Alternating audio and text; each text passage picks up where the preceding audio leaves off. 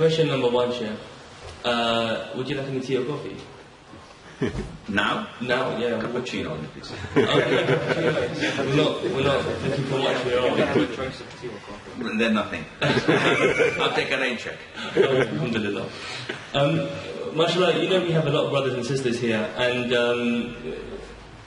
they have the love for the deen, but it's very difficult for them to transfer from the dunya to the deen and get practicing. How was it for you? Was there like a turning point for you in your life when you transferred to becoming more involved in the deen, or was it something that you just gradually got into from when you were young? Well, actually, this is something that Allah Azza wa Jal plans, and He's the best of planners, subhanahu wa ta'ala. I was introduced to Islam properly when I was 23 years of age. Don't ask me what happened before that. What happened before that? Then I would have to kill you. And subhanallah, it happened overnight that my best friend all of a sudden became practicing. After not seeing him for so many years, for so many months actually. He was in another university in another city. So we met, and I saw this beard a little bit growing and the thobe is short, and I started making fun out of him. One-to-one. Yeah, what is this? You're becoming a mutawwi'. No more music, no more movies, no more this and that. And he said, no, it's haram, haram, haram, haram. And he didn't have knowledge. And I was making fun of him. This is what I do best. I make fun of people. I used to, at least. And he left angrily, not being able to respond to my bombardment. And then I went home, I couldn't sleep. And I was thinking, this is all logic. What he's doing is the essence of Islam. So why am I making fun of it? So I woke up in the following morning. Actually, I didn't sleep, but as a figure of speech. I woke up the following morning and I said, I'm changed. Alhamdulillah. And at the time, this was like in 1984, 85, last century. And I started trying to acquire knowledge. But we didn't have any knowledgeable people, especially 5 years after Juhayman and the attack of Haram. And it was not that positive in where I come from, Jeddah. So the only means was cassettes. And to go to different big masjids, listen to the khutbah. And when you go out like here, you have stalls and you have books. So you get the books you want. And the grace of Allah Azza wa Jal guided me to buy only the Salafi books. Meaning Salafi, not the sect. Not this Salafi. The finger pointing Salafis. No. The actual Salafi, which is the Qur'an and the Sunnah, with the understanding of the three best generations of Islam, where the Prophet says the best of generations is my generation, and the generation that follows that, and the generation that follows that. That is it. So I started reading, listening to a lot of cassettes. I used to be a bookworm, and I read everything without understanding 80% of what I've been reading. Though being an Arab, being a Saudi, when you take Majmu' al-Fatawa of Ibn Taymiyyah and you read it from cover to cover, this is gibberish. I don't know what I'm going to read it. Zad al-Ma'ad, you go to Nail al-Awtar al-Shawkani, you go to all different books. And I just kept on buying and stashing books and reading for hours. And then Allah guided me. At the time we did not have mobile phones. And a lot of you say, mobile phones? We were born with mobile phones. When I see my 3.5-year-old daughter doing this with the iPads and iPods and iPhones and knowing when to open the games and how to open the videos, and I said, subhanallah, this is way beyond our time. At the time we had nothing, no pagers, no phones, mobile phones, we had only landlines. So Allah guided me to talk to Sheikh bin Baz, bin Uthaymeen, Abu Bakr al-Jazairi every single day. And they were not as famous as they were 10 years afterwards, because no satellite channels, so only those who knew them knew how to get in touch with them. Every single day for about a couple of years and maybe a little more, I used to call them with all doubts. I had a pad writing my questions. So in a sense I did not have a sheikh per se to learn from, except a number of young students of knowledge. But I had these prominent sheikhs to learn from. And by force, a year and a half after this took place, the imam of the masjid next to our home was extradited, and they didn't have any imam. So he said, you're a sheikh, you're the only one who looks to be observing salah, so we would like to make khutbah Jum'ah on the spot. So I made the khutbah Jum'ah, they liked it. They said, keep on doing it. I said, look, I have more things to do. Better things in my, it's not what I see. So no, you're the only one around. And that was 24 years ago. And since then, I've been giving khutbah Jum'ah. And this adds a lot to your knowledge. Because if you have a khutbah, you work like 6 hours, 5 hours researching it. And then you come with a 20-minute khutbah. And this adds value to your knowledge. Because you ask and you put a small asim in front when I deliver a khutbah or a lecture. So anything that crosses his mind comes to me. I know that it's crossing your mind, so I try to answer that before you ask me the question. And I try to get an impression of what I'm doing and saying when young Asim is there. Jazakallah khair.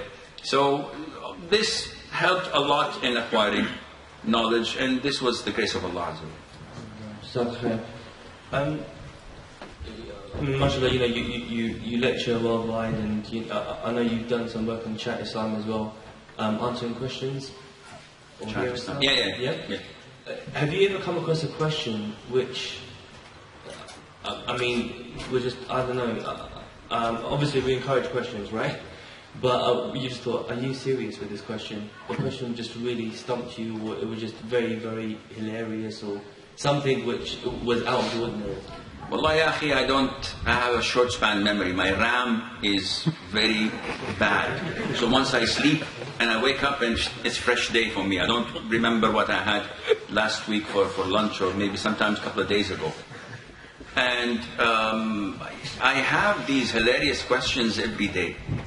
Yani Allah blessed me with the passion of answering questions, because I don't have to research. So what's the real haram? I don't have to go into making a lecture and study, and things that come to you. It's like a mechanic, once he listens to the car, he says, "Akhi, spark plug has to be changed." They know this.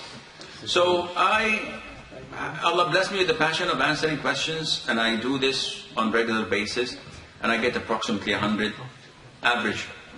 questions a day. From mobile phones, from text messaging, though I don't answer text messages, from Facebook, Twitter, and from my website. My website usually is an average of 80 questions.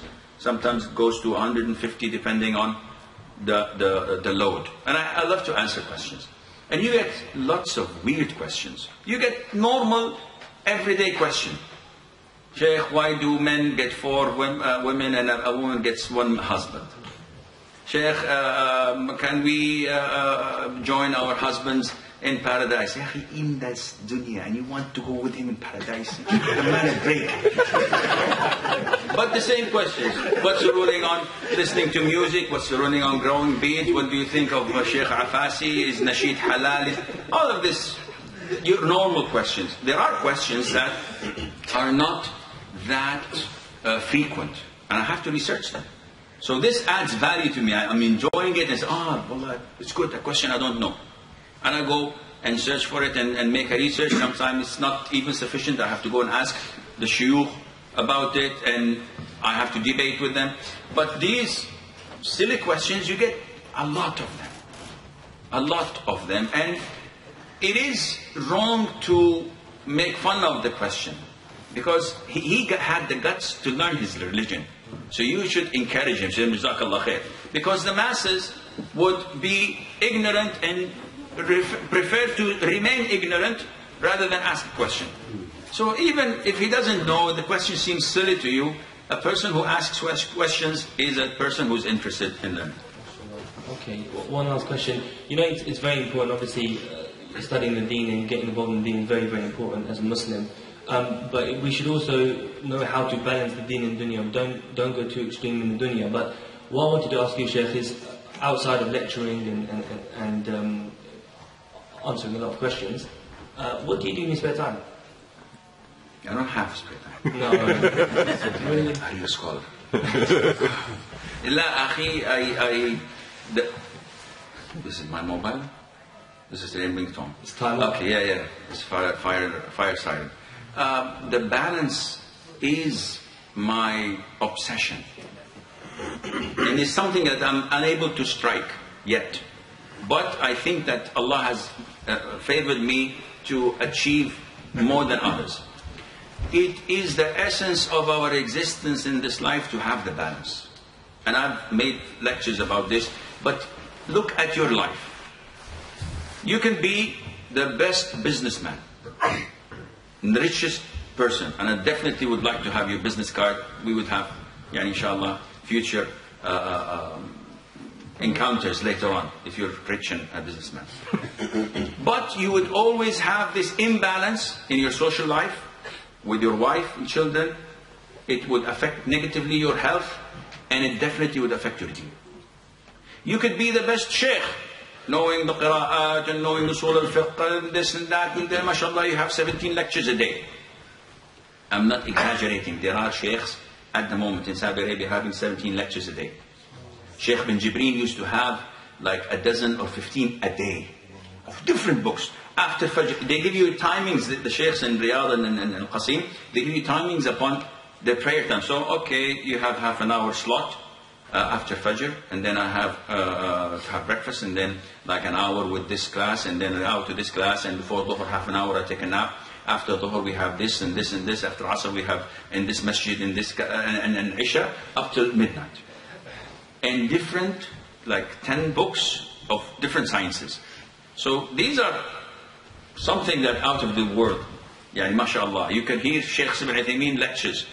And while he's lecturing, you hear his alarm clock beeping. And the lecture is over. He gives you exactly 7 to 10 minutes of questions, and he moves on to another location for another dars. You can hear this in the tapes. Clearly, he's not faking it. It just happens as a routine. So the balance is complete. Is something of a great importance for a scholar who, even though he's doing something that is good, he has to balance the other aspects. And this is manifested in the hadith of the Prophet ﷺ, hadith Abu Hurairah, when he visited Abdullah ibn Amr ibn al-As, and he was a newlywed, and when his wife was asked by her father-in-law, how is Abdullah? She said, he's the best of men. Sleeps, he prays all night, and he fasts all day. So when will he have intimacy with her? He's 24/7 occupied. So he knew. He went and complained to the Prophet ﷺ. And the Prophet asked him, how much do you read or recite the Qur'an per day? He says, once a day. He finishes the Qur'an once a day in prayer. Imagine this, and from Isha until Fajr, he finishes the Qur'an. And then he's fasting. Breaks his Maghrib, from Maghrib to Isha. He's in the masjid, he goes back, prays Isha, goes back, prays the Qur'an. The full thing, from cover to cover. And the Prophet ﷺ reduces that to 7 days. Finish it every 7 days. This is the max. And how many days do you pray? He said, do you fast? I fast every single day. And this and that. And the Prophet ﷺ gave him the equation of balance. The same hadith happened with Salman al-Farisi and Abu Darda. And exactly the same thing was said, and Abu Darda said this to the Prophet, and the Prophet said, Salman had told you the truth. What did Salman and the Prophet said at the same time in different occasions, different hadith? Both are in Sahih. The Prophet said, Inna li rabbika alayka haqqan. This is advice. Allah Azza wa Jal has rights over you. Wa inna li jasadika alayka haqqan. And your body has rights over you. So being healthy. And wa li zawrika alayka haqqan. Your guest has rights over you. And your family, wa li ahlika alayka haqqan. Your family, your wife, your children have rights over you. So what to do? The Prophet said, give each one his due rights. This is the balance. You can be whatever you want. So I'm not going to make another lecture out of this. The brother is saying, so how do you balance? Akhi, Allah blessed me with the passion to answer questions. I'm not a great da'i, I'm not a scholar, I have this obsession. Questions come to me, I answer them. People call me 24/7, my mobile is on. They call me from Europe, they call me from Africa, they call me from India, from Pakistan. If I'm not sleeping and if I'm not eating, I'll answer them.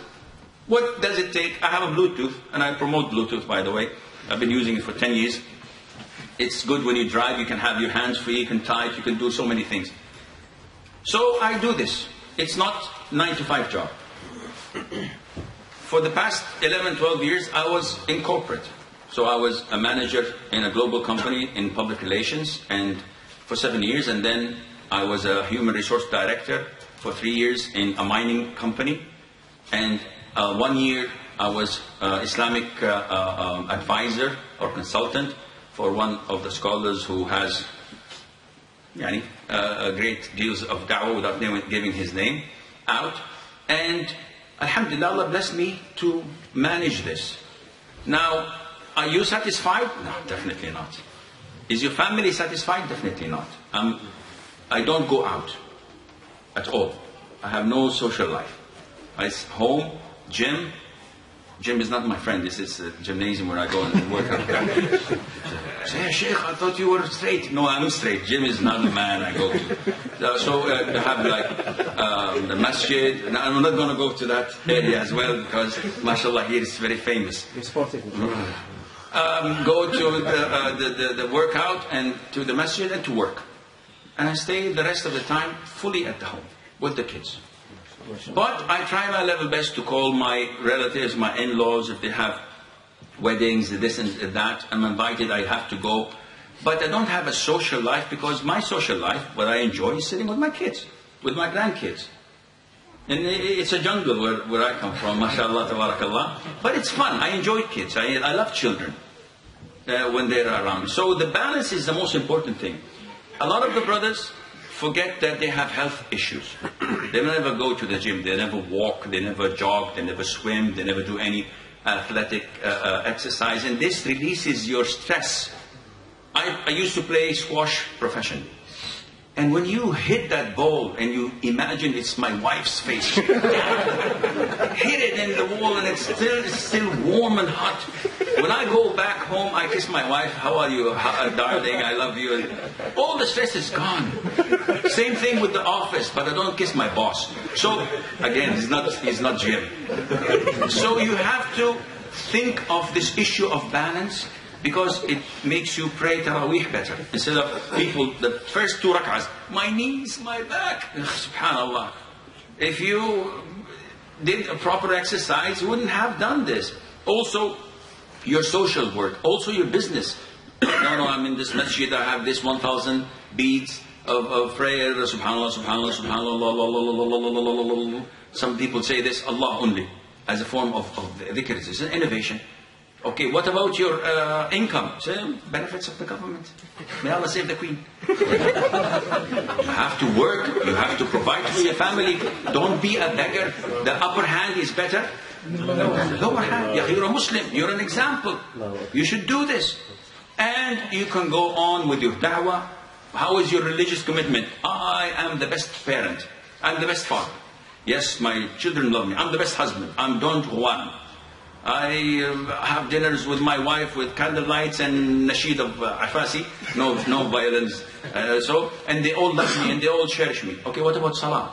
Wallah, Sheikh, I'm not that committed to salah. What about knowledge? What about Qur'an?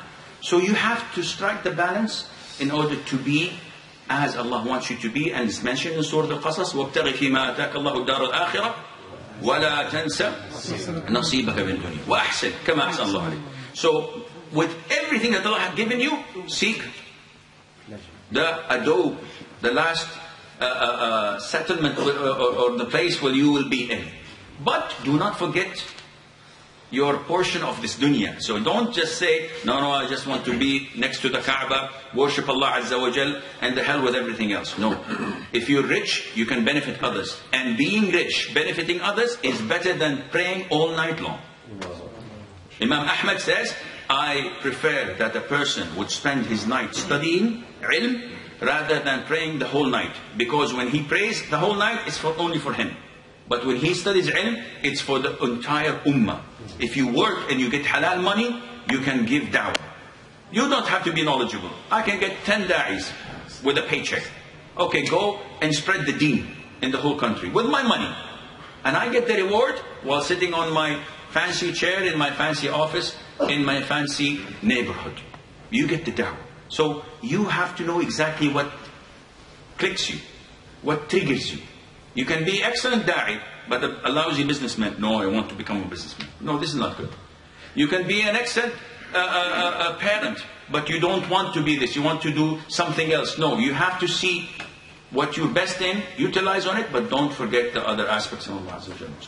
Jazakallah khair. Brothers, I know there's a few brothers that want to ask a question, but unfortunately, time is really against us, and I'm sure you guys all want to wake up for Qiyam. So, we'll leave it for later on, inshallah. So I do accept my apologies, both brothers and sisters, if I haven't attended to your questions. But we thank the Sheikh for taking some time out coming down tonight, giving us a beautiful presentation. And also, may Allah preserve him. Jazakallah khair for coming down. Assalamu alaikum wa rahmatullahi wa barakatuh.